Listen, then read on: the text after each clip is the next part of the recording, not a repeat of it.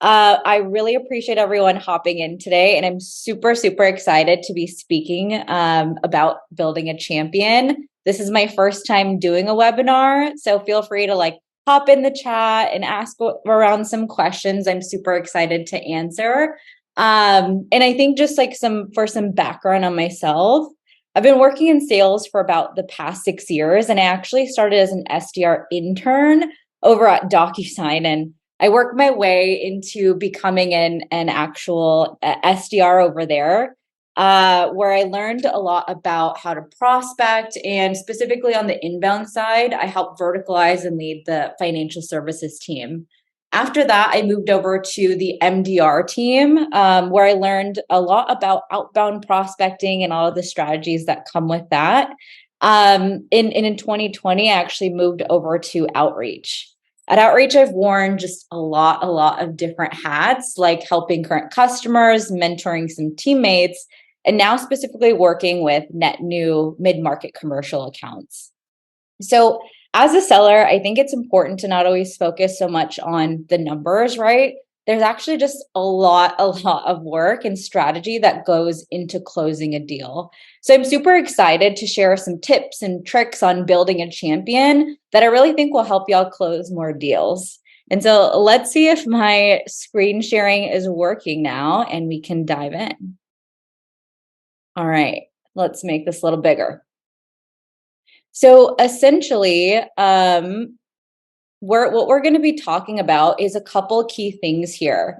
We're going to be talking about what is the importance of having a champion, right? So what is a champion? Why are they important? How do you identify and test your champion?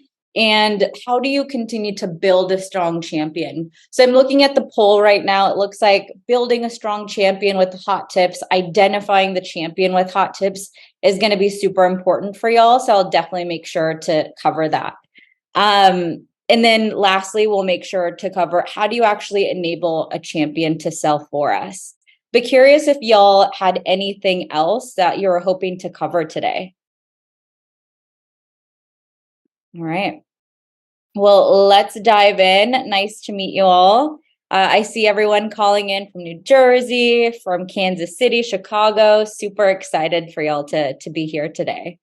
But cool. As we dive in, I think the number one thing is, what is even the importance of having a champion? What is a champion? I'd say simply put, a champion is a person that sells your solution for you when you're not necessarily in the room, right? They're someone who is going to bat for y'all when you're not specifically in the room. It's basically someone who is able to give me 1 second here. I have this poll that's in the middle of my screen, so I'm going to exit that out. It's basically someone that's going to be not necessarily making the buying decision, but someone who can get you to the economic buyer. And the reason that they're important is, imagine you're playing poker with this group of people and knowing exactly what hand everyone had in their deck. So that's basically what a champion is. They help you get to the right people. They help you gain credibility. They help you navigate some really complex sales cycles, and ultimately are just extremely instrumental in being able to close a deal. And so if you can see on this screen, no champion equals no deal. So how do you identify and test your champion? So first thing that we want to think about is, do we have a coach or do we have a champion? And so a coach, for example, is probably maybe one of the first people that you actually speak with in a deal cycle. They might be someone who's BTL, so BTL standing for below the line, and someone who doesn't necessarily have any influence. They don't have any access to the economic buyer, but a coach could still be instrumental in your deal cycle. The reason being is they could give you a lot of really great information, a lot of great ammo that you can take to a champion. And so a champion, again, is typically someone who is a VP, a director, or above that has that influence and will go to bat for you when you're not in the room. And the way to test that is ask your champion to like introduce you to people. So can they introduce you to internal stakeholders? Can they tell you the business pain and how that's impacting the org? Can they tell you what the decision criteria is in that buying process? And what is the procurement process, right? And if they can't tell you any of these things, can they intro you to someone or get that information for you? And I'd say, if not, there's one of two things. One is you probably haven't built that relationship yet. So they maybe don't feel comfortable telling you that information. And so we might have to go back and do a little bit of discovery to understand what their needs are, what their challenges are, what the impact is, and does our solution actually make sense for what they're looking into your solution for, essentially. So continue to build and gain that trust through more discovery. Or you might have a coach, and so we have to go back to the drawing board to find some more of those champions. And so hot tip that I have for y'all is don't be afraid to build multiple champions. Studies actually show that after the pandemic, there are about 7 total decision makers involved in the buying committee now, whereas pre-pandemic, there was actually only a few. So if y'all have been selling for a while, you probably have realized it's getting harder and harder to get to that right person. And the reason being is there might not be just one right person, there might be multiple. And so I'll pause here and I'll look inside the chat and I'll check for any questions. Any other questions that y'all had for me about champions, kind of understanding how to get multiple champions? All right, I'll continue to check the chat over here. But how do you even find multiple champions, right? You're probably like, it's hard enough to get one champion. What I love to do is I'm giving you all a real life example of how I continue to build champions and bring in additional champions.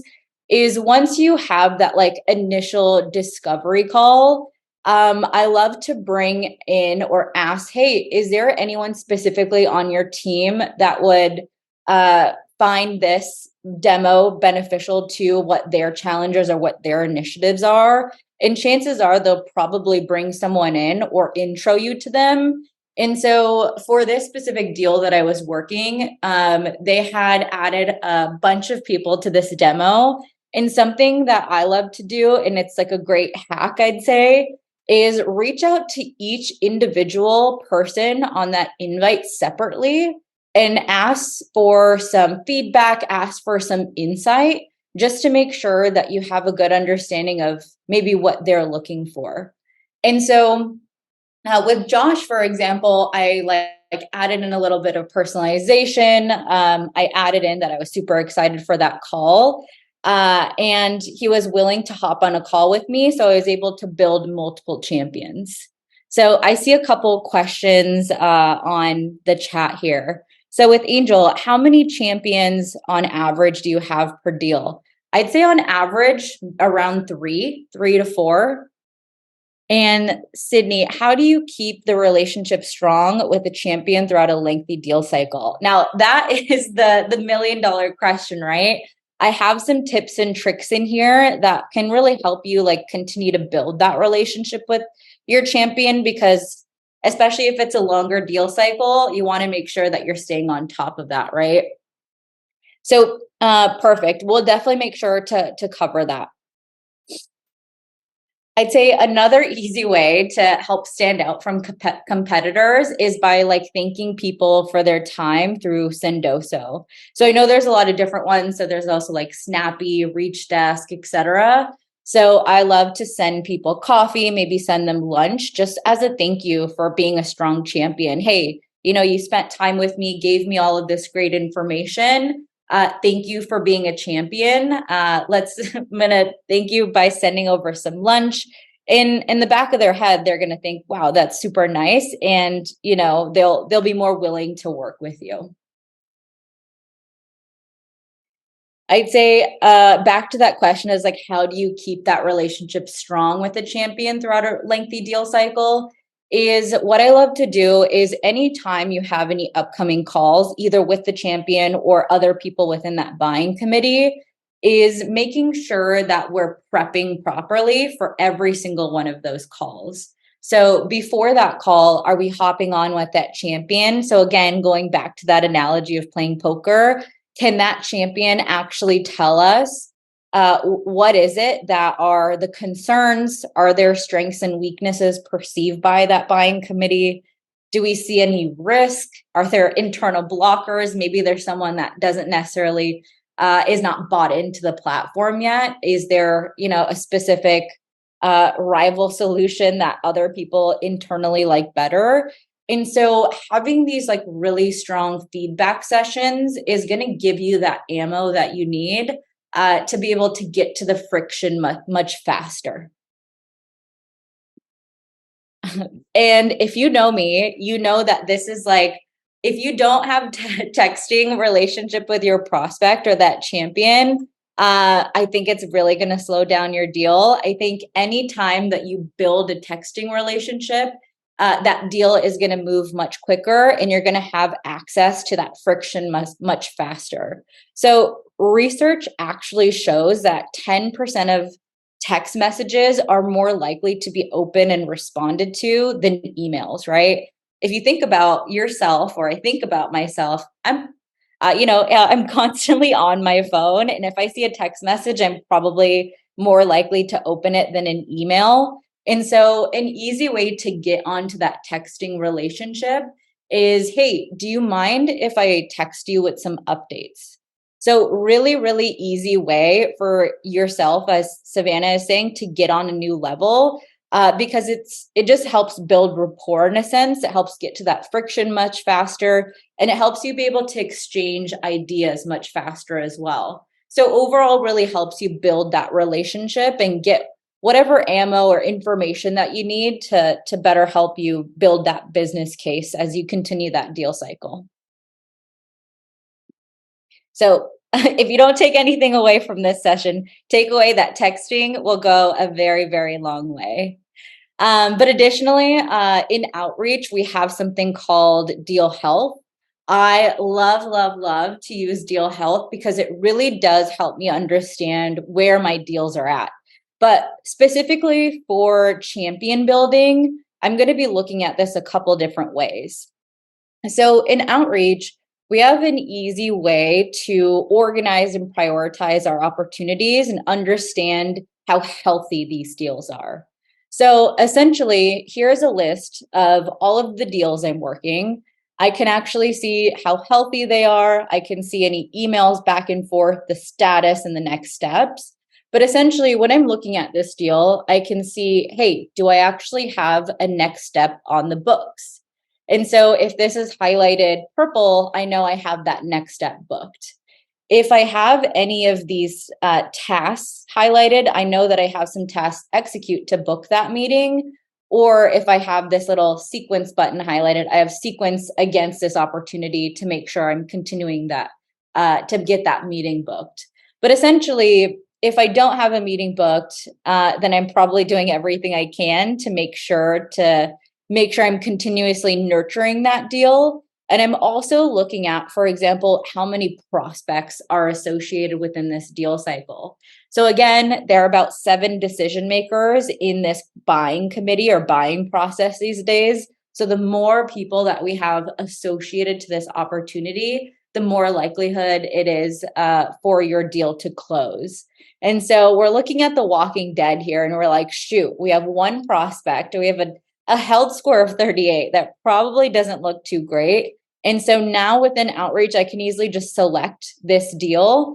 And I probably would do a little bit of like LinkedIn research. I probably would do a little nurturing with that prospect just to make sure that I'm bringing this deal back to being healthy. So I see a question from Mike. How do you use champion when a deal stalls? That is a great question. I think it goes back to the question of whether you have a champion or a coach, right? And if we have a coach, they probably don't have the the buy-in from their team. And so we might have to do a little bit of digging on our own. Hey, maybe we need to look on LinkedIn and try to figure out if there's other champions that we can continue to build and kind of make that groundswell motion, right? Or maybe we need to go back to our champion and do a little bit more discovery and get to that like business pain or that impact. Hey, Mr. or Mrs. Champion, you told me that your pain is XYZ. Can you tell me why that's impacting the org? And can you put like a dollar amount around that? And so once you have that kind of like pain, the impact, the more likely these champions are to work with you to build out a business case internally. So hope that helps to answer your question, Mike. Sydney is asking, can you share an example of red flags to look out for when vetting who's a champion or not? This is a great question. So there's a couple different things that we want to look out for is, again, whether we have a champion or a coach. I think we've all been in a deal cycle where someone is like that yes man, right? They're like, yes, I can, get to that economic buyer. Yes, I can, pull in someone on the demo, or yes, I can do all of these things for you. But come to find out, they're actually not necessarily doing anything on the back end. And so this is where it comes to challenging that champion in a sense where like, hey, we haven't necessarily had any calls with, your internal stakeholders. What's going on? And it's like an easy way to get to that friction and understand if this person is really a champion or not.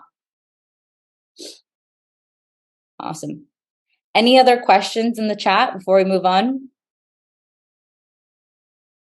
All right. So I'd say, again, as we're building a strong champion, and this goes back to knowing whether this is a good champion or not, is like, don't be afraid to let them know that the deal might be slipping, right? So again, looking at that deal health score, or you can even have that gut feeling, hey, maybe this deal isn't going the right way. We might want to look and just let them know, hey, it doesn't look like this deal is going the way that like I thought it was, and feel free to just call it out and get to that friction. Hey, I was saying, hey, I've only connected with Chris. I don't necessarily have the buy-in from everyone else. I just want to get some feedback. Like, what did everyone actually think? And the quicker you are to call it out, the easier it is to get to that friction. So after sending over this email, I actually got like paragraphs on paragraphs of feedback from this team. So it was just an easy way to understand where that buying committee was at. So don't be afraid to just like call it out, whether you're on a call, you sometimes get off of a demo or a proposal or whatever, and you're feeling like, hey, I don't know if that went too well. So don't be afraid to just call it out. So question, how do you know your champion isn't being a champion for a competitor involved in the deal?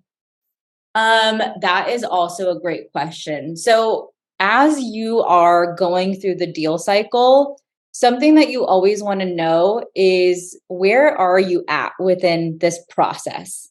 And I know that like dating and sales is always a big analogy, right? But it's like when you're dating someone and you're maybe not necessarily boyfriend and girlfriend, you want to know where you guys are at. And so before jumping into like each and every one of those calls, just say, hey, Mr. or Mrs. Champion, I want to understand where we kind of sit between us and the competitor.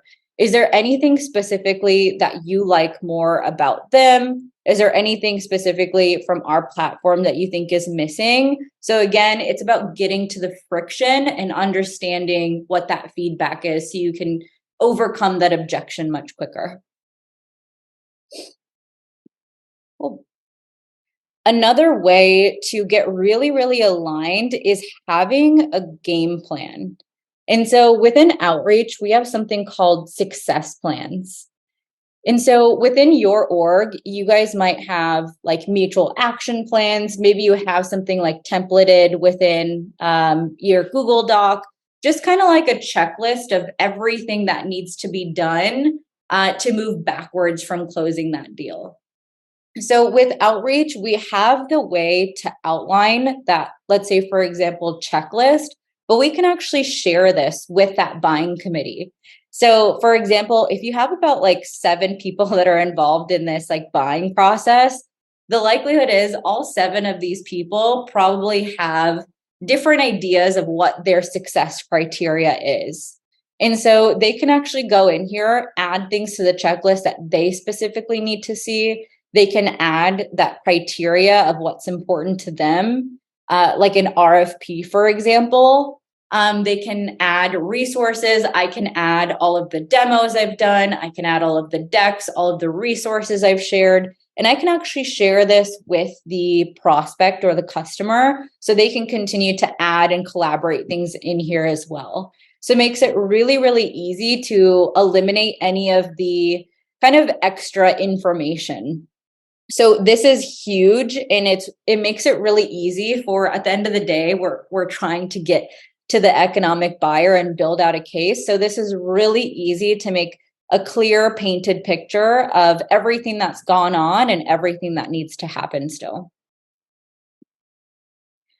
So on my last couple of slides here, how do you enable your champion to sell for you? So at this point, we've built that relationship, right? We've texted back and forth. We've gotten a lot of feedback. We have a good understanding of their needs, their challenges, how this is impacting the org. So now here's your chance to actually work together to build out a business case, right? And it might look different for every org of what a business case looks like, but essentially, how is whatever your solution is going to successfully impact their org?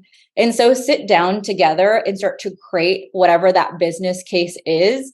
And I'd say a hot tip is you sell your solution, I'd say better than anyone else. So ask if you can sit together with the buying committee and have your champion share just relevant use cases of how they're making an impact or how that solution is going to make an impact in their day-to-day.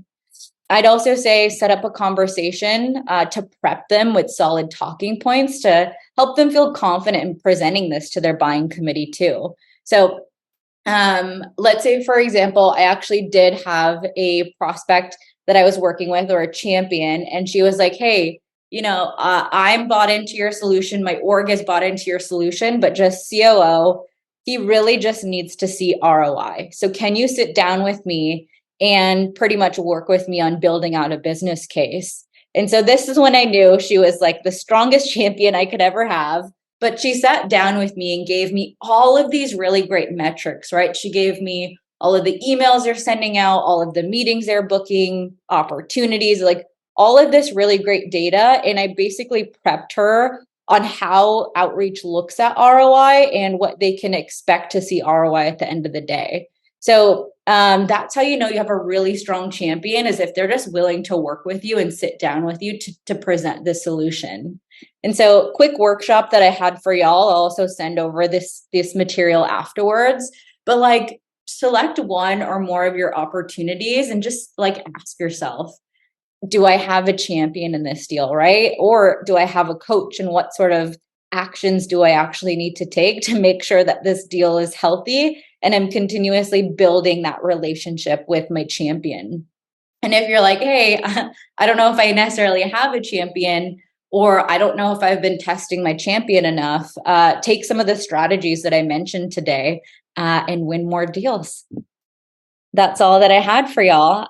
But any questions that y'all had for me? I know we only have about 3 minutes left. Yes, we will definitely have a recording of this. Yep. Well, so we'll send out the recording to everybody, and then we'll also share the deck, and then I'll include a link to our next session in the follow-up email. Lavreen, that was awesome. Thank you so much. It looks like we had one more question in there. I think from Jay, is the outreach success plan integrated into a larger strategic account plan, or is it standalone effort? Yeah, Jay, it is actually in the platform. Yay. All right. So if you have any questions, we'll leave the last minute here. Drop them in the chat really quick, and we'll get to answers to you. If not, we'll see you next time, and make today great. Go find your champions. Take all of this, put it into your day-to-day. I don't think any of this is something that you can't apply immediately. So make sure you do as much as you can to make those relationships strong. Looks Yes. like we've got some requests for more webinars with Lavreen. Awesome. All right. Well, everybody, thank you so much. We will send out the recording, the deck, and a link to register for the next one. And we hope you all have a great day. Thank you, Lavreen. Thank you all for attending. Thanks, Uh, everyone. Go crush it.